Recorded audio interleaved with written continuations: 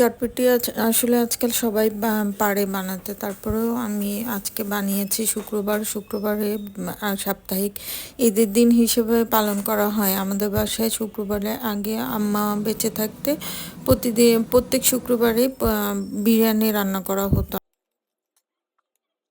আজকে এই জন্য আমি চটপটি বানিয়েছি। চটপটির জন্য ডাবরিটাকে আগের দিন রাতের বেলা ভিজিয়ে রেখেছিলাম ভালো মতো পরিষ্কার করে।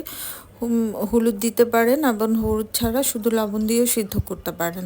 সিদ্ধ হয়ে যাওয়ার পরে আমি প্রথমে টকটাকে তৈরি করে নিয়েছি। প্রথমে তেঁতুলটাকে ভিজিয়ে রেখেছি। ভিজানোর পরে তার মধ্যে আমি সামান্য একটু চিনি, একটু টমেটো সস, তারপর চটপটি মশলা আর হচ্ছে মরিচের গুঁড়া দিয়ে ভালো মতো মিশিয়েছি। তারপর একটু আপনি স্বাদ বাড়ানোর জন্য এর মধ্যে বিট লবণ দিতে পারেন। তারপর একটু চেখে দেখবেন, যা যদি প্রয়োজন হয় মরিচের গুঁড়া, চিনি আর বিট লবণ বাড়িয়ে কমিয়ে নেবেন। এরপরে ডাবরি মেশানোর পালা। ডাবরিতে আমি আলু আগেই সিদ্ধ করে গ্রেট করে রেখেছিলাম। তার মধ্যে আমি চটপটি মশলা, মরিচের গুঁড়া, একটু বিট লবণ দিয়েছি।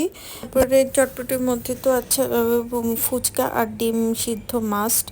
আপনি আপনার পছন্দ মতো ফুচকা আর ফুচকা উপরে ছিটিয়ে দিবেন, ভেঙে ছিটিয়ে দেবেন। আর সিদ্ধ ডিমটাকে টুকরা টুকরা করে কেটে আপনার পছন্দ মতো নিয়ে নেবেন।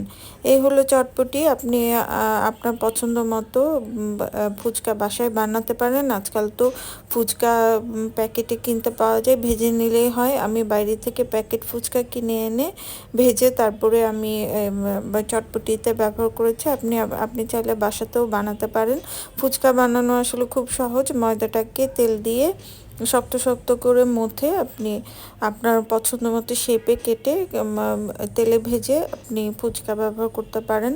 এগুলো চটপটি। আমি আগে আম্মার জন্য বসে থাকতাম, বানাতে পারতাম না বলে। এখন আসলে যেহেতু আম্মা নাই, মারা গেছেন, তো এই কারণে আমাকে বানাতে হয়। বানাতে বানাতে মোটামুটি আমি এক্সপার্ট হয়ে গিয়েছি।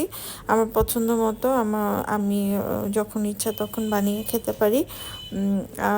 আপনারাও বাসায় বানাতে পারেন, খুব সহজ। আয়োজন করা একটু সময় সাপেক্ষ, কিন্তু করতে করতে আপনার কাছে সহজ হয়ে যাবে। যদি আগে থেকে সব কিছু অ্যারেঞ্জ করা থাকে, আনা থাকে, তাহলে আপনি বাসায় খুব ঝটপট চটপটি বানিয়ে আপনার পছন্দ মতো খেতে পারেন। ফুচকাটাও খুব মজা হয়েছিল। আজকে এ পর্যন্তই। আপনারাও বাসায় বানিয়ে খাবেন এবং কেমন লাগলো আমাকে জানাবেন।